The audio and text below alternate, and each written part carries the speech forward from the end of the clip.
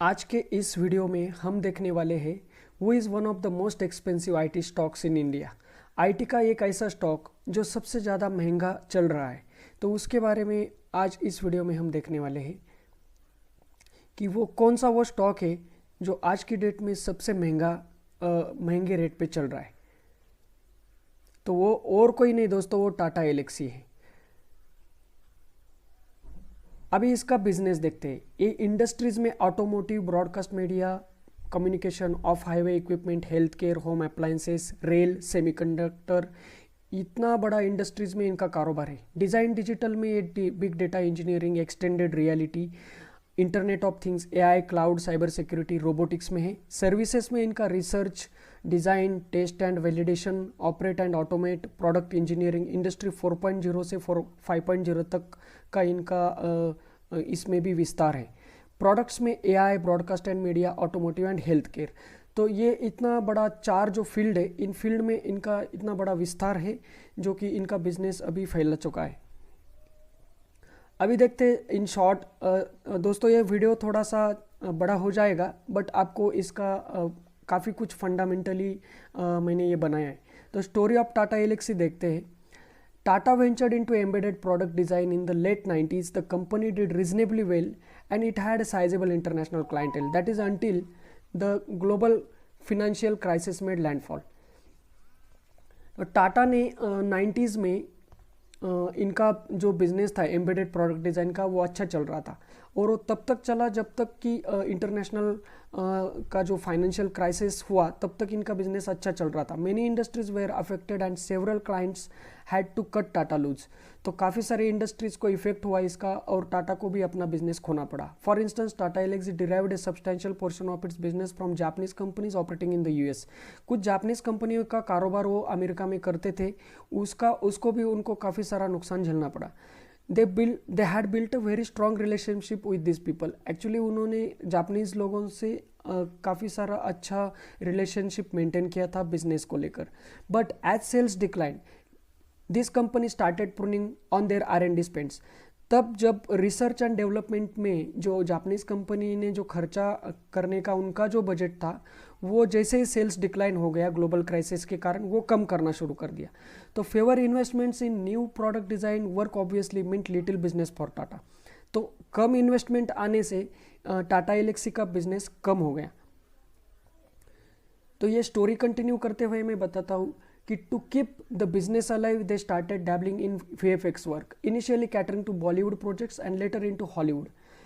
आपको भले ही पता हो VFX करके जो सबसे ज़्यादा इफेक्ट मूवीज़ बनाने में जो यूज़ किए जाते हैं बॉलीवुड में और हॉलीवुड में भी।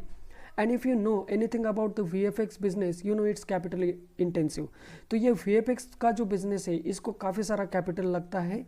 जो मूवीज़ VFX से जो बनती है, उनको करोड़ों में कैपिटल लगता है। Tata saw its profit disappear. जबकि टाटा इन्हीं बिजनेस के टेक्नोलॉजीज में इन्वॉल्व थी, तो उनको उसका प्रॉफिट भी डिसअपियर होते, मतलब कम होते हुए नजर आ गए। Yes, they were still profitable but future prospects were looking pretty grim. वो फिर भी प्रॉफिटेबल थे, बट फ्यूचर प्रॉस्पेक्ट्स उनको कम होते हुए नजर आ गए ग्लोबल क्राइसिस के चलते। This was 2013। However afterwards they realigned their focus, got back into embedded product design, and with the boom of automakers and broadcasting companies in India, they managed to turn the tide.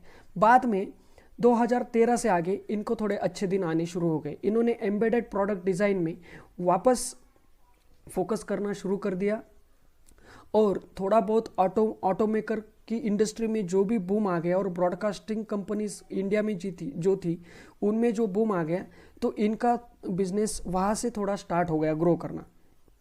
But that's not to suggest the everything has been rosy either. तो इसका मतलब ये नहीं कि सब कुछ अभी अच्छा चल रहा है। One of the biggest concerns for investor 5 to 10 years ago was Tata Elxsi's dependency on Jaguar Land Rover. 5-10 साल पहले टाटा का सबसे ज़्यादा dependency Jaguar and Land Rover company पे था। The company had been working with the fame car maker since 2000। Tata Elxsi Land Rover के साथ 2000 साल से काम कर रही थी। And the ties only grew stronger after Tata acquired JLR। और उनका जो भी टाइज था वो बहुत स्ट्रांग हो गया जब टाटा ने JLR को JLR के बिजनेस को एक्वायर किया। At one point the car maker alone contributed 25% to the company's top line. एक टाइम था जब 25% टाटा एलेक्सी को एक कार मेकर जो JLR है, लैंड रोवर है, ये बिजनेस देती थी। When JLR's fortune started turning, its contribution started weighing in tandem as well.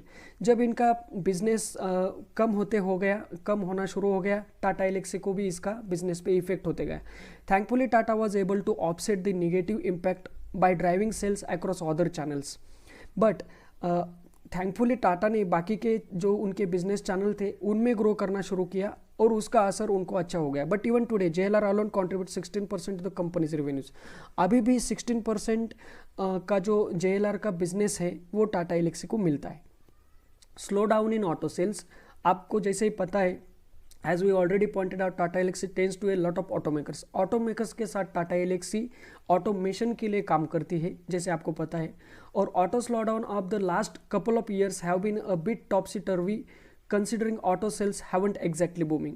जो लास्ट 2 साल गए 19 से लेकर 21 तक जो हमने कोविड का पैंडेमिक देखा, उसमें जो ऑटो सेल्स डाउन हो गया उसका अफेक्ट टाटा एलेक्सी को भी होते हुए नजर आ गया। तो अभी देखते हैं कि न्यू बिजनेस लाइन में टाटा एलेक्सी ने कैसे कदम रखा। Now company has plan to diversify and focus on other businesses like rail communication and aerospace tough. Their contribution is still marginal. अभी टाटा एलेक्सी ने रेल कम्युनिकेशन और एरोस्पेस के बिजनेस में कदम रखा और उनका वहाँ से मार्जिन अच्छा शुरू हो गया। और एक न्यू बिजनेस लाइन था वहाँ पे on the flip side, broadcasting and communication business is booming.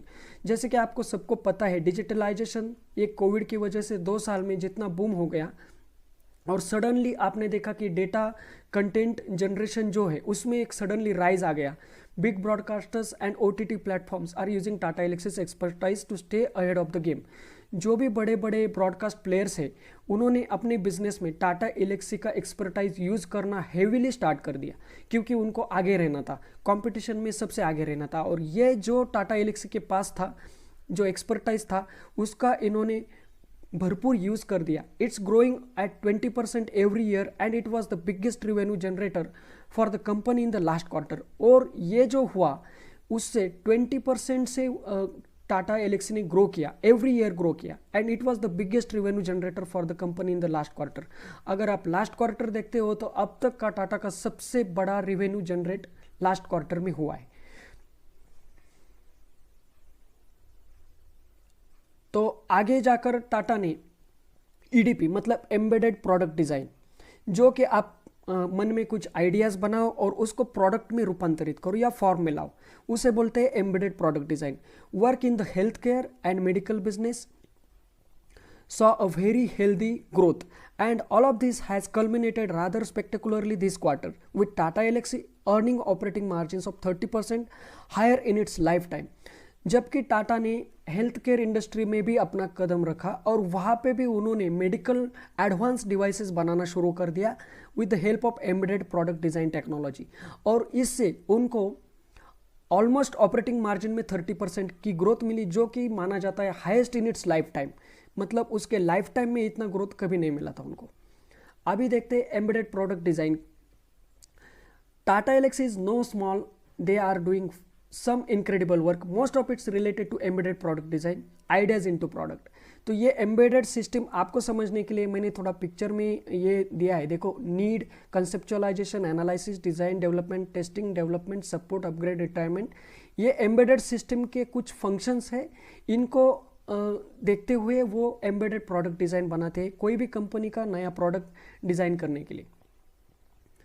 Automation में देखते हैं दोस्तों, पार्किंग सेंसर्स और वॉइस असिस्टेंट और सेफ्टी सिस्टम्स, जो भी अभी का जो भी 4 व्हीलर व्हीकल निकल रहा है उसके लिए parking sensors, voice assistant, voice पे वो कार का फंक्शन होना, ये सब जो टेक्नोलॉजी, इसके ऊपर टाटा एलेक्सी बहुत बड़े लेवल पे काम करती है। और वो उसके लिए ऑटो कंपोनेंट भी मैन्युफैक्चर करती है, डिज़ाइन भी करती है, और ये प्रोडक्ट को वो परफेक्शन लेवल तक टेस्ट करती है। और आने वाले फ्यूचर में यही सब होने वाला है दोस्तों, ऑटोमेशन। कम्युनिकेशन में भी ये कहीं पे कम नहीं, they also help broadcast and communication companies design new age set top boxes. नए एज के जो सेट टॉप बॉक्सेस है उनमें जो भी एडवांस टेक्नोलॉजी है उसके लिए टाटा एलेक्सी काम कर रही है। क्लाउड सर्विसेज में भी इन्होंने अपना कदम रखा। And app frameworks for smart TV, TV में जो भी ऐप का फ्रेमवर्क आजकल हम देखते हैं, जैसा स्मार्टफोन जैसा आजकल टीवी भी यूज़ हम रिमोट से कर सकते हैं, वायरलेसली कर सकते हैं, उसके लिए जो भी प्लेटफॉर्म है उनके साथ कम्युनिकेशन वाले प्लेटफॉर्म पे टाटा एलेक्सी ने अपना काम जोरदार शुरू किया। दे do a lot of sophisticated design work, उन्होंने काफ़ी सारा सोफिस्टिकेटेड डिज़ाइन वर्क किया। तो अभी देखते हैं इनका international clientele. They do a lot of sophisticated design work and they have a client base that includes the likes of Ford, Jaguar and Land Rover, Nissan, Mahindra, Motorola, Comcast, EchoStar, Panasonic and many more. तो आप देख सकते हैं दोस्तों, इतने बड़े बड़े जो ब्रांड है, इंटरनेशनल क्लाइंटल ब्रांड के साथ इन्होंने अपना डिज़ाइन वर्क दिया है। और इनके ये अभी सबसे बड़े बोल सकते हैं कि इंटरनेशनल लेवल के इनके क्लाइंटेल है, और ये क्लाइंट की लिस्ट में अभी बढ़त होती ही जा रही। Tata Alexis golden run, revenues and profits over the past few years. हम देखते हैं कि 2012 से कैसे टाटा ने ग्रो किया। 539 मतलब इनका 539 करोड़ का ऑपरेटिंग रेवेन्यू, मतलब उनका जो सेल्स था वो 539 करोड़ FY12 में था। तो वो आज हम देखते हैं FY20 में ऑलमोस्ट 3 टाइम्स हो गया है, 1610 करोड़। तो ये जो जंप है ये कंसिस्टेंटली ग्रो करते गए टाटा। अभी देखते हैं net profit in crore. FY12 में 35 करोड़ था, तो FY20 में 256 crore, almost 5 to 6x returns बोल सकते हैं इसको। जो 12 से लेकर 20 तक इन्होंने काफ़ी सारा नेट प्रॉफिट कमाया है। अब देखते हैं segment wise distribution of Tata Alexis revenues. तो FY16 से हमने थोड़ा डेटा निकाला है, 16, 17, 18 और 21 तक। तो 44% उनका ऑटोमोटिव बिजनेस था FY16 में। तो आप देख सकते हैं कैसे कम होते गया है, और 20 के क्वार्टर से तो और ही कम होते गया है, 41, 38, 37, 36। बट इनका जो अदर एरिया था ब्रॉडकास्ट एंड कम्युनिकेशन, वो सडनली जो जंप आया है आप देख सकते हैं। 19 में 31% था, बट कोविड के चलते 36%, 40, 40 एंड 39 ऑलमोस्ट उनका अच्छा बढ़ गया है, और यहाँ से उनका अच्छा बिजनेस वापस ग्रो होते हुए दिख रहा है। ये अदर्स में भी उन्होंने आप देख सकते हैं 12 एंड 30% यहाँ पे भी ग्रोथ देखने को मिल रही है। और आप देख सकते हो कि ऑटोमोटिव अभी फ़िलहाल कम है, लेकिन 22 से लेकर 30 तक ये जो आने वाले 8 साल है, यहाँ पे आपको पूरा ऑटोमेशन में, पूरा ऑटोमोबाइल्स में ऑटोमेशन और रिवोल्यूशन नज़र आने वाला है। और ये जो काम करने वाली बहुत ही कुछ कम कंपनियां हैं जिसके पास इसका सबसे बड़ा पोटेंशियल है, उसमें से एक टाटा एलेक्सी। तो यहाँ से आगे काफ़ी सारी संभावनाएं बनती है कि टाटा एलेक्सी आगे जाएगा। तो हम थोड़ा जर्नी देखते हैं फ्रॉम 1999 टू 2021 तक का, मतलब 22 ईयर्स में उन्होंने कितने रिटर्न्स दिए। तो 12,264%, मतलब ये बहुत ही बड़ा रिटर्न होता है दोस्तों। जबकि ये 1999 में आप देख रहे 35 रुपीज़ पे ट्रेड कर रहा था, और जब उसका टर्न हुआ बिजनेस तो वो टाइम था 2013-14, तब वो कुछ 100 पे था। तो आप देख सकते हैं ऑलमोस्ट 13-14 साल यह कंपनी 100 रुपये के अंदर ही ट्रेड करते हुए नज़र आ गई। लेकिन जैसे ही 2013 में इनका बिजनेस चेंज हुआ, बिजनेस का मॉडल बदला, और इन्होंने जो इनके पास काफ़ी सारे फील्ड में इन्होंने जो एंट्री की, तब से 100 से लेकर इनका 4,326 जो करंट प्राइस चल रहा है दोस्तों, मतलब ये 7 से 8 साल में इन्होंने जो ये लास्ट डिकेड में हासिल किया है वो बहुत ही अच्छा रिटर्न है दोस्तों। तो आप देख सकते हैं ऑल टाइम हाई 12,264%, ये काफ़ी अच्छा रिटर्न है। और आने वाले 10 साल में, मतलब 2030 तक, ये स्टॉक बहुत ही अच्छा रिटर्न देने वाला है। तो कंक्लूजन देखते हैं दोस्तों। One of the most expensive stock in the IT industry with a P of 46 compare to the industry average of 25। इनका इंडस्ट्री का एवरेज चल रहा है PE का, प्राइस टू अर्निंग रेशियो 25, और ये 46 इसका PE चल रहा है। मतलब ये काफ़ी अच्छे इन्वेस्टर्स को रिटर्न्स दे चुका है। Meaning people are betting big on the company's future potential and they are willing to pay top money for the stock right now. और सभी लोगों को, जो भी इन्वेस्टर है वो भी अभी रेडी है कि हम महंगा भी लेंगे लेकिन हमें लेना है, क्योंकि वो इसमें आगे का जो पोटेंशियल है और फ्यूचर उनको नज़र आ रहा है। Will this momentum continue? We don't know, but what we do know is that Tata Elxsi has scripted a rather remarkable turnaround. this past decade, and there is no doubt that the company is making quite a name for itself. तो हम देख सकते हैं कि 10 साल में इन्होंने जो भी हासिल किया है वो काफ़ी सारा सराहने वाली चीज़ है, और यह उनके लिए टर्न अराउंड स्टोरी बन चुकी है ऑलरेडी, और टाटा एलेक्सी को कोई ज़्यादा कॉम्पिटिटर भी नहीं है, और ये हम देख सकते हैं आगे ऐसा ही अच्छा ग्रो करने वाला है। तो ये मेरा स्टडी था, मेरा एनालिसिस था। आपका डिसीजन कोई भी आपके लीगल फाइनेंशियल एडवाइज़र से ले सकते हैं। आप कोई भी डिसीजन मेरा वीडियो देख के मत लीजिए। मेरे हिसाब से, मेरे स्टडी से मुझे लगता है टाटा एलेक्सी आने वाले फ्यूचर में काफ़ी अच्छे रिटर्न देने वाला है, और इन्होंने 2017 में एक बार बोनस भी दिया था अगर हम लास्ट 10 ईयर्स का डेटा चेक करते हैं, और हर साल इनका डिविडेंड भी बढ़ते ही जा रहा है। तो वो साइड से भी आपको वेल्दी बनने के जो पॉइंट्स है वो भी यहाँ से कवर्ड है कि आप फ्यूचर में इसके ऊपर जा सकते हो, बट आप आपका खुद का स्टडी करके। तो थैंक यू दोस्तों, आपको ये वीडियो कैसे लगा ज़रूर कमेंट बॉक्स में लिख देना। Thanks for watching. Please like, share and subscribe my channel.